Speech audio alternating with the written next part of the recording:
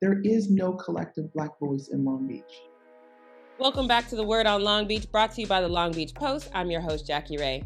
The voice you just heard was that of April Parker. She is a member of the Black Health Equity Collaborative, which is a group of Black businesses and nonprofits who want to create accountability within our local government. In this case, we are specifically talking about the framework for racial reconciliation. The killing of George Floyd by Minneapolis police officers was the catalyst to start a conversation in Long Beach and in cities throughout the country that social justice advocates wanted for decades. That moment resulted in Long Beach City Council having a dialogue about racism as a public health crisis. Of the more than 400 people surveyed for the Reconciliation Initiative, 53% said defunding the Long Beach Police Department is a top priority. So the framework for reconciliation did have a plan to cut 34 police officer positions, but that didn't happen. 9th District Councilman Rex Richardson recognized the need for police reform as well. In August of 2020, he said the Racial Equity and Reconciliation Initiative is a step towards creating a Long Beach for everyone, and he was instrumental in pushing for the Reconciliation Initiative.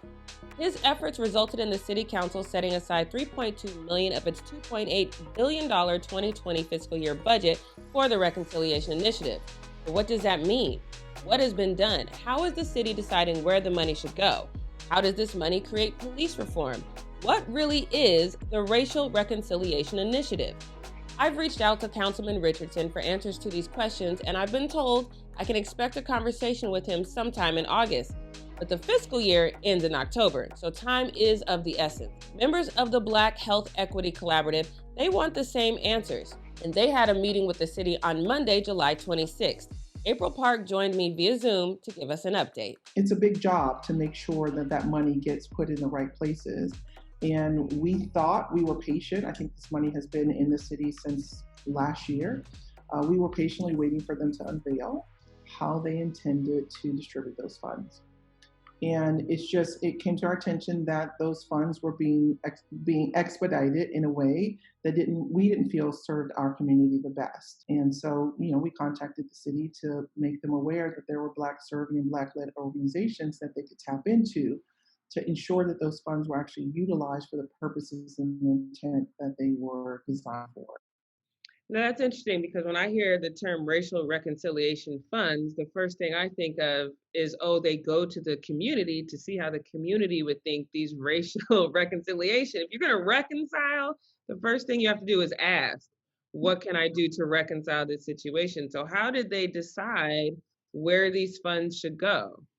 We have just begun that conversation. We Okay. gave them a list of questions that they need to come back to us in writing with that to answer that very question. A lot of it, we were told, was allocated towards staffing. We have more inquiries as to, is that staffing for racial reconciliation? Are Black people being hired in those staffing positions? We are a coalition, a collaborative of people. We can go directly to the people and find out, what do we need to reconcile? So you're absolutely right, and that's exactly what we want to do. How can the city do better? Because obviously people need to know about this. They're not going to make their voices heard if they don't know about this. How can the city do better in that effect? That is a great question, and that's a point that we brought up with the city today. We need to be the voices in our own community. I do read the mayor's emails because that's just the thing that I do. But if you are a Black beauty salon owner and you are braiding hair for 14 hours a day, the last thing you want to do is read an email, right, from the city. But unfortunately, we're missing out on opportunities. There are lots of funding opportunities, and that's kind of what my foundation is committed to doing right now, is helping us become aware of those opportunities. There are grants out there. There was a grant that gave $4,000 for people who had commercial real estate. Every Black business I walked in hadn't heard of it. So we're trying to educate people about these opportunities and help them overcome the hurdles. But the city admits they have to do a better job. There are grants. There are a grant list that people are on where they automatically get selected to compete for things because they're on a list. We weren't invited to the table. So we, the Black Health Equity Collaborative, we're trying to be at that table so that we can get the information out to the community and help them to overcome whatever barriers there are, like business licensing. That sounds like a very complicated thing, but it really isn't.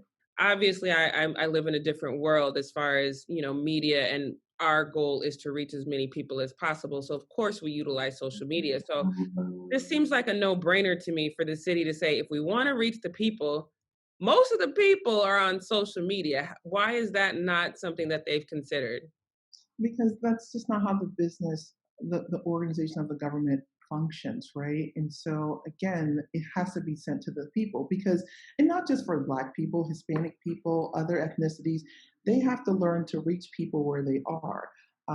Again, if a message is coming from a city official versus my hairdresser, I might receive it differently. I might take another sense of urgency.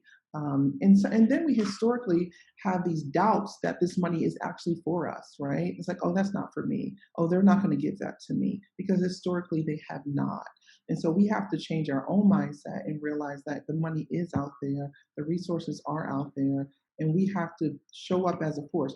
There is no collective Black voice in Long Beach. So we're trying to establish it, right? Because Black health isn't just your health and wellness, it is all the social determinants of health, all the things that are keeping us unhealthy from where we live to where we shop to the resources that we get access to. So when you hear health, don't think it's just, oh, health and wellness. It's the total life force of who we are.